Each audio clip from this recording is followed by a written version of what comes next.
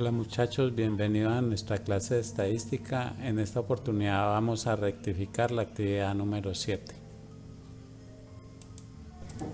Bueno, esta es nuestra actividad, traducción entre representación de datos cualitativos y cuantitativos. Para ello nos vamos a ir primero a la parte introductoria que tiene que ver con convenciones adecuadas para representar datos. En esta parte vamos a ver primero un video.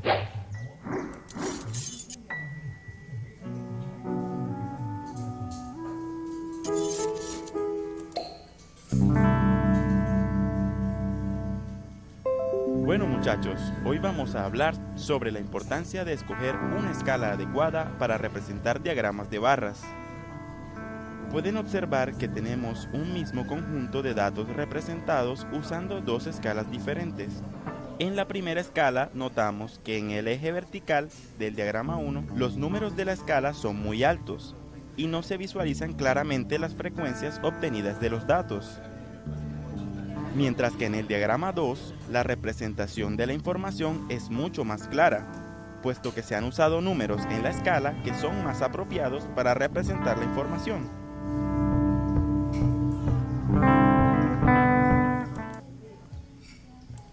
Podemos observar que según el profesor, que una escala adecuada nos permite visualizar claramente la información obtenida por los datos. Entonces, cuando nos preguntan por qué es importante escoger una escala de medición adecuada para representar los resultados de un estudio estadístico, la respuesta es para entender de manera más clara la información extraída de los datos. Bueno,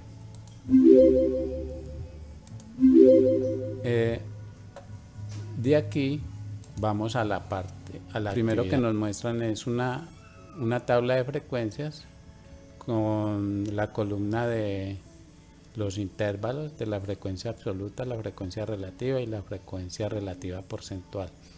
Ustedes a través del segundo periodo hicieron varias tablas de estas y están familiarizados con este tipo de información.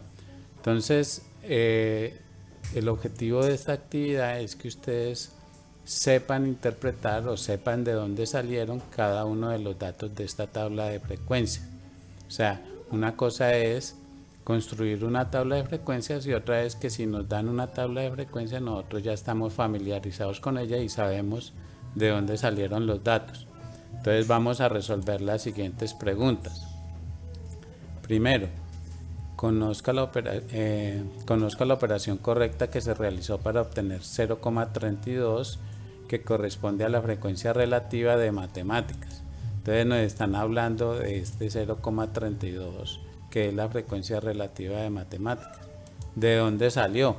Entonces si nosotros recordamos, nosotros dividíamos el 16 entre 50 y eso nos debía dar 0,32. Entonces la respuesta correcta es 16 sobre 50 es igual a 0,32. También nos preguntan de cuáles son las operaciones correctas en orden cronológico que se realizaron para obtener el 16% que corresponde a la frecuencia relativa porcentual de química. Entonces aquí miramos química y tenemos un 16%. ¿De dónde salió? Pues de dividir 8 entre 50 que nos da 0,16 y el 0,16 multiplicarlo por el 100. Entonces cuando nos hacen esta pregunta nosotros debemos colocar el procedimiento que es 8 sobre 50 igual a 0,16 y 0,16 por 100 igual a 16%. Luego vamos a la siguiente pregunta. Entonces dice, ¿en cuál de los ejes debemos ubicar el nombre de las materias que representan las diferentes categorías?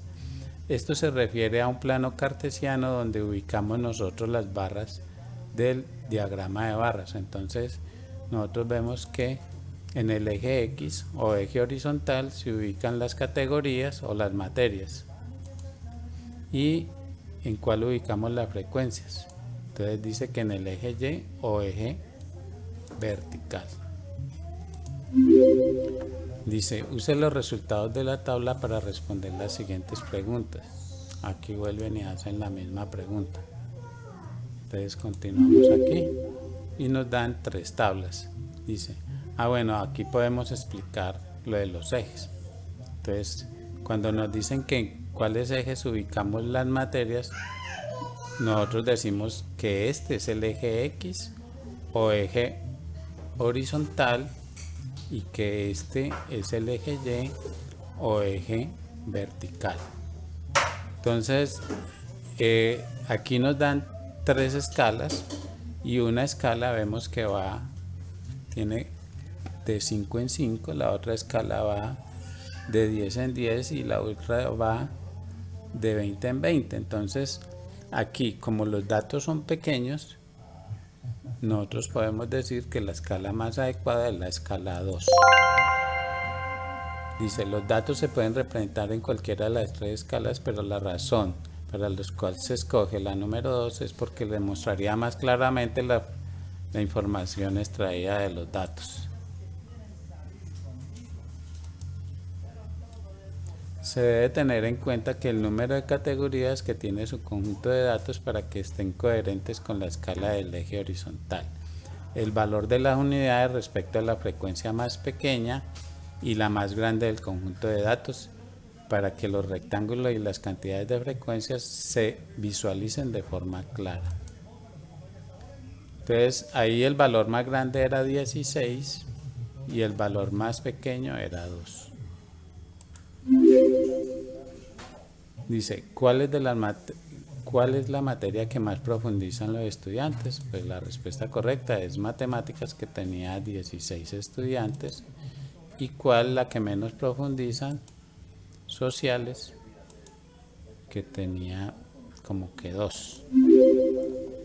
Luego en esta pregunta nos dan un gráfico circular y nos hacen varias preguntas con respecto a él. Nos dicen, escriba una situación aleatoria que permita obtener este tipo de resultados. Entonces, ¿cuáles resultados? Pues aquí dice escuchar música, ver televisión, deportes, leer y escribir. Entonces, respecto a esto, una pregunta adecuada sería, ¿cuál es tu hobby favorito o qué haces en tu tiempo libre?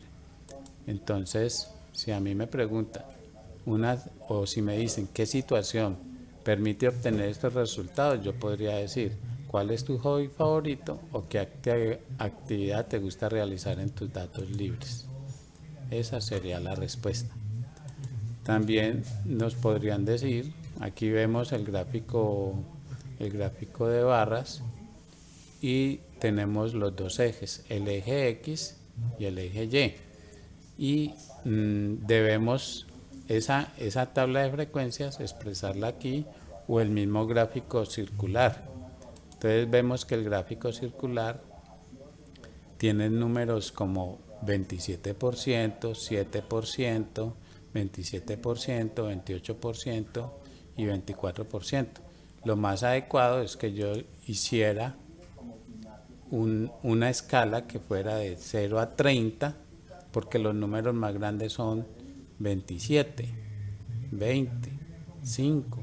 Entonces, si yo expreso aquí, esa información se va a poder representar más claramente que si yo hubiera hecho la escala de, por ejemplo, de 20 en 20 o de 50 en 50. Si yo lo hago de 50 en 50, entonces estas barritas me van a quedar muy pequeñas. Y si la hago de 1 en 1, pues entonces estas barras me van a quedar muy grandes. Lo ideal es que sea un punto medio. Bueno, lo otro que había que hacer es colocarle las convenciones a los gráficos. ¿Qué son las convenciones? Son esas lecturas que van al lado del gráfico, como tenemos aquí, escuchar música, ver televisión, deportes, que se pintan de los colores que le hemos colocado a cada una de las barras. Entonces aquí a la barra de escuchar música le colocamos el color azul y entonces colocamos la lectura aquí al lado de escuchar música y hacemos un cuadrito con el color azul. Ver televisión, pues es una barra que tiene en color rojo, entonces aquí le hacemos el cuadrito de color rojo. Lo mismo para deportes, leer y escribir y otros. Y por último nos hacen la pregunta de representación por las convenciones. Aquí tenemos las convenciones del gráfico circular, que son del mismo color del gráfico de barras. Entonces, cada uno de los gráficos, sea circular o sea de barras, debe tener unas convenciones, que son estas lecturas que están aquí a un lado, con cada uno de los cuadritos que corresponden a los colores de los cuales se ha pintado el gráfico circular, o como vimos en el caso anterior, el gráfico de barras. Y por último nos dan 3 situaciones. La primera situación es peso promedio en kilogramos de estudiantes. La segunda situación es comida favorita de estudiantes de séptimo. Y la tercera situación es el sueldo promedio de pesos de recién egresados. Entonces, la tabla número 1 le debemos colocar un número, 1, 2 o 3, dependiendo de la situación que nosotros creamos que corresponde a la situación. Entonces aquí, para estos valores de 1.200.000 a 1.400.000, nosotros vemos que esos son dinero. ¿Y cuál se refiere a dinero? Pues el sueldo promedio en pesos, que es la situación número 3. Entonces aquí debíamos colocar el número 3. En el siguiente va intervalos de 42 a 45, de 43 a 46. ¿Eso a qué se parece? Pues eso no se parece a comida, eso se parece a peso promedio en kilogramos. Entonces, para eso colocamos el número 1. Y por último, vemos que en el tercero, la clase es pescado, cerdo, carne. Son clases cualitativas y corresponden a la situación número 2. Y eso es todo, muchachos. En la próxima, espero corrijan la actividad número 7. En la próxima actividad miraremos si hay necesidad de corregir. Chao.